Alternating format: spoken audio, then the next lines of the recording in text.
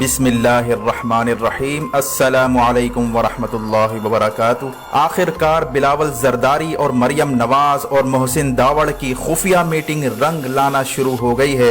وہ P T M جس کا پودا افغانستان میں افغان خفیہ ایجنسی NDS نے لگایا اور جس کی آبیاری انڈین خفیہ ایجنسی را نے کی اور جس کی نوید بھارتی وزراء سناتے رہے ہیں کہ وہ پاکستان میں لسانیت کی بنیاد پر مختلف قومیتوں کو حقوق کے نام پر ریاست کے خلاف بغاوت پر اکسائیں گے، جس کے بعد پی ٹی ایم اچانک وجود میں آ جاتی ہے۔ پی ٹی ایم کے رہنماؤں کے لگاتار افغانستان اور نئی دلی کے دورے کے بعد پی ٹی ایم کا منشور تشکیل پاتا ہے جس کا مقصد پشتونوں کے دلوں میں نفرت کی آگ بھڑکا کر ان قبائلیوں کو پاکستان کے خلاف کھڑا کر دیا جائے جن قبائلیوں کو فرسٹ لائن آف ڈیفنس کہا جاتا ہے۔ اور گزشتہ روز ایسے ہی دیکھنے کو ملا جب پی ٹی ایم کے لیڈر علی وزیر اور محسن داوڑ نے افغان خفیہ ایجنسی NDS اور را کی مشترکہ پلاننگ کے تحت گرفتار کیے گئے دہشت گردوں کو مسنگ پرسنز کا نام دے کر پاک فوج کے خلاف احتجاجی مظاہرہ کرنا شروع کیا اور پاکستان کے خلاف نعرے بازی کی۔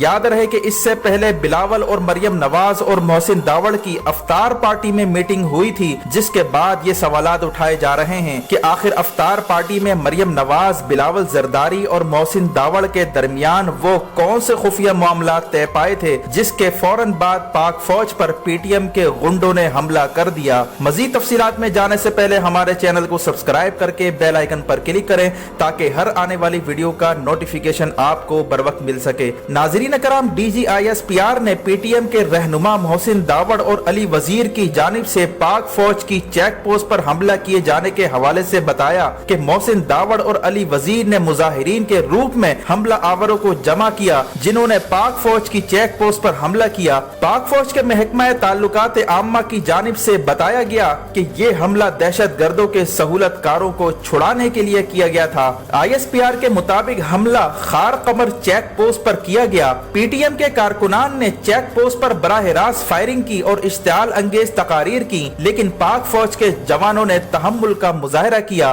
پی ٹی ایم کارکنان نے باڑ کراس کر کے اس علاقے میں آنے کی کوشش کی جو چوکی کا حصہ تھی اور جہاں آنا منع تھا۔ پاک فوج کے جوانوں نے پہلے تحمل سے انہیں روکا، جس پر محسن داوڑ اور علی وزیر کی سربراہی میں اس گروہ نے پاک فوج پر فائرنگ شروع کر دی، جس پر پاک فوج کے جوانوں کو جواب دینا پڑ گیا اور 3 حملہ آور ہلاک ہو گئے جبکہ 10 زخمی ہو گئے۔ ISPR کے مطابق گروہ کی فائرنگ سے پاک فوج کے 5 اہلکار زخمی ہو گئے تھے۔ اس کے بعد محسن داوڑ ساتھیوں کو اکسا کر فرار ہو گیا جبکہ علی وزیر کو ساتھیوں سمیت گرفتار کر لیا گیا۔ یاد رہے کہ اس واقعے کے بعد افغان میڈیا، انٹرنیشنل میڈیا نے پروپیگنڈا کرنا شروع کر دیا، یہاں تک کہ BBC نے اس کا ایک مختصر انٹرویو سوشل میڈیا پر وائرل کیا ہے جس میں منظور پشتین کے ہر الزام کو صحیح ثابت کرنے کے لیے ویڈیو کو ایڈٹ کر کے فلم چلائی گئی۔ جیسا کہ آپ کو معلوم ہے کہ راؤ انوار کے ڈرامائی کردار اور نقیب اللہ محسود کو قتل کروانے کے بعد اس ملک دشمن تحریک میں روح پھونکنے کی کوشش کی گئی تھی اور اس مقصد کے لیے ملک میں موجود افغان مہاجرین اور وہ لوگ جو افغانستان سے تاجروں کے روپ میں پاکستان آتے ہیں، انہی لوگوں کو پی ٹی ایم کے جلسے، جلوسوں اور ریلیوں کے لیے استعمال کیا جا رہا ہے، بلکہ ہر جلوس اور ریلی میں افغان، تاجک، ازبک چہرے نمایاں دکھائی دے رہے ہیں۔ اسی طرح گلالائی اسماعیل جیسے را اور NDS کی پلانٹڈ خواتین کو اس مقصد کے لیے استعمال کیا جا رہا ہے تاکہ یہ تاثر دیا جا سکے کہ ہر طبقے میں اس کی مقبولیت بڑھ رہی ہے۔ دراصل یہ سارا ڈرامہ ایک انتقامی سوچ کا منطقی نتیجہ ہے جس کی طرف گزشتہ دنوں chief of army staff general Bajwa نے اشارہ کیا تھا۔ آپ نے فاٹا کے ارکان پارلیمنٹ اور عمائدین سے ملاقات کی اور اس موقع پر گفتگو کرتے ہوئے آرمی چیف کا کہنا تھا کہ ہمیں فاٹا کے پرامن شہریوں کی مشکلات کا پورا احساس ہے، لیکن آج کے حالات پہلے سے کافی بہتر ہیں۔ جس طرح سے شمالی وزیرستان، فاٹا اور دیگر قبائلی علاقوں میں پاک فوج ترقیاتی کام کر رہی ہے، اس کا معیار پاکستان کے کسی بھی شہر سے بہتر ہے، لیکن ملک دشمن عناصر کو قبائلی علاقوں میں امن و سکون ایک آنکھ نہیں بار رہا تھا۔ ریاست پاکستان کی جانب سے مسائل کے حل کی یقین دہانیوں کے باوجود بھی پشتون تحفظ موومنٹ سے وابستہ افراد نے سوشل میڈیا میں بھی انتہائی نامناسب رویہ اختیار کر رکھا ہے۔ فیس بک میں اس تحریک کے آفیشیل پیج سے لسانی نفرت کو ہوا دی جا رہی ہے۔ افغانستان کے بعض عناصر بھی اس تحریک کی پشت پناہی کر رہے ہیں، جبکہ پشتونوں پر ہونے والے مظالم کا واویلا کرتے ہوئے واشنگٹن میں وائٹ ہاؤس کے سامنے مظاہرہ بھی کیا اور NDS اور را کے کہنے پر پاکستان کے خلاف ملک سے باہر پروپیگنڈا کیا گیا۔ ان کو ریاست سمجھاتی رہی کہ مسئلہ اگر قبائلی علاقے میں ہے تو یہاں यहाँ पर बात करने के बजाय मुल्क से बाहर रॉ और एनडीएस के लोगों से खुफिया मुलाकातें क्यों की जा रही हैं? आईन पाकिस्तान बिला इम्तियाज तमाम शहरियों को बराबर के हुकूक देता है, ताहम जहाँ अस्करी ऑपरेशन हो वहाँ लामहला मकामी आबादी को मुख्तलिफ किस्म के नुकसानात पहुँचते हैं, लेकिन अब वहाँ पर तेजी से तरक्याती काम हो रहे हैं। पाक फौज ने दहशत गर्दों के खिलाफ उस वक्त ऑपरेशन किया जब दहशत गर्दों ने मकामी लोगों की जिंदगी अजीरन कर रखी थी। इन्हें जानवरों की तरह ज़िबा किया जाता था, बल्कि वहां से मुल्क के दीगर इलाकों को भी निशाना बनाया जा रहा था। जब इनके खिलाफ ऑपरेशन का फैसला किया गया तो खुद पश्तून सियासी क़यादत और अवाम ने भी इसे सराहा था।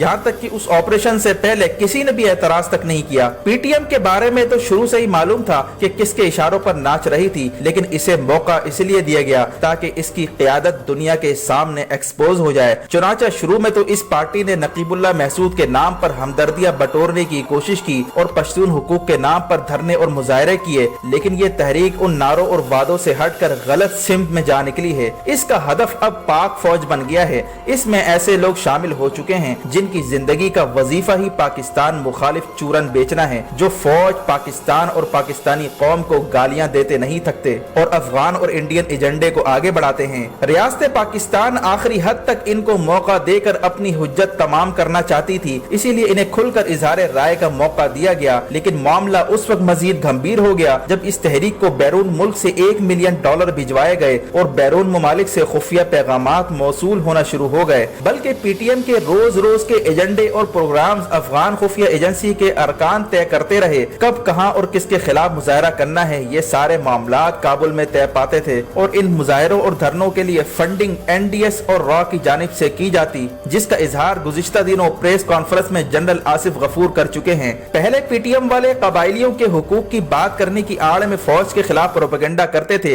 अब ये लोग पंजाब के खिलाफ भी नफरत का इजहार कर रहे हैं। यानी अब पंजाबी पख्तून लिसानी फसादात करवाने की कोशिश की जा रही है। याद रहे कि आज से 3 साल पहले पंजाब यूनिवर्सिटी में पख्तून नेशनल डे के मौके पर चंद गुंडों ने फसादात करवाकर पंजाबी पख्तून फसादात करवाने की कोशिश की और इसके बाद पंजाब में अचानक पख्तूनों की गिरफ्तारियां होने लगी। यहाँ तक कि इमरान खान को भी बोलना पड़ गया कि बिला वजह पख्तून कम्युनिटी को हिरासा न किया जाए। लेकिन पंजाब में नून लीग की हुकूमत असफंयार वली के साथ मिलकर पख्तूनों के खिलाफ जानबूझकर क्रैकडाउन कर रही थी ताकि पहले पख्तूनों के दिलों में नफरत बिठाई जा सके। इसके बाद आसिफ जरदारी का राइट हैंड अनवर मजीद की मदद से नकीबुल्लाह महसूद को कत्ल करवाया गया ताकि बाकायदा तौर पर इस मुल्क दुश्मन तंजीम की बुनियाद डालकर वो कमी पूरी कर दी जाए जो कमी जरदारी और नवाज माफिया पर हाथ डालने की वजह से रह गई है। यानी इन सियासी जमातों की करप्शन पर जब से हाथ डाला गया, उन्होंने कोई दिन ऐसा नहीं छोड़ा जिसमें उन्होंने साजिश ना की हो। पीटीएम की जानिब से पाक फौज की चेक पोस्टों पर हमले और झड़पों की टाइमिंग अगर चेक की जाए तो आपको अंदाजा होगा कि 2 दिन बाद आसिफ जरदारी और बिलावल को एहतसाब अदालत में करप्शन मुकदमात के लिए पेश होना है, जहां पर इन दोनों बाप बेटे पर करप्शन के मुकदमात चल रहे हैं। इसी तरह मरियम नवाज और बिलावल जरदारी अपने अपने अब्बू की करप्शन को बचाने और अपनी सियासी मौत को सामने आता देखकर इन लोगों ने पीटीएम के साथ मिलकर घिनौनी साजिश रचाना शुरू कर दी। पहले ये माफिया अवतार पार्टी के नाम पर इकट्ठी होकर रियासत को ललकारती है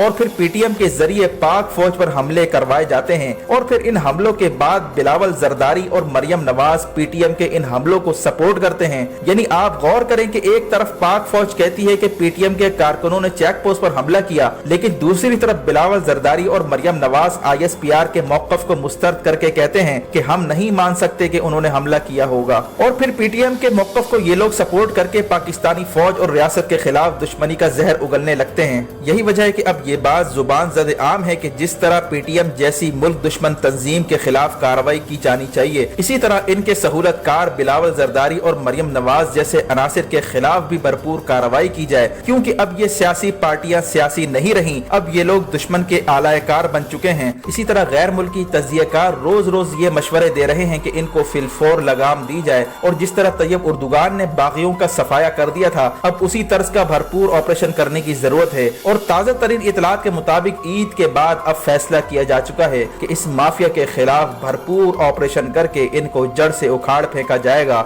इसके अलावा रियासत के पास अब कोई ऑप्शन नहीं बचा, इसीलिए ये माफिया इस तरह के हथकंडों के जरिए अपनी बका की आखिरी जंग लड़ रहे हैं, जिनमें इन्हें बिलाखिर शिकस्त होगी। वीडियो देखने का शुक्रिया। अपना और गिरदोनवाह के लोगों का ख्याल रखें। फी अमानिल्लाह।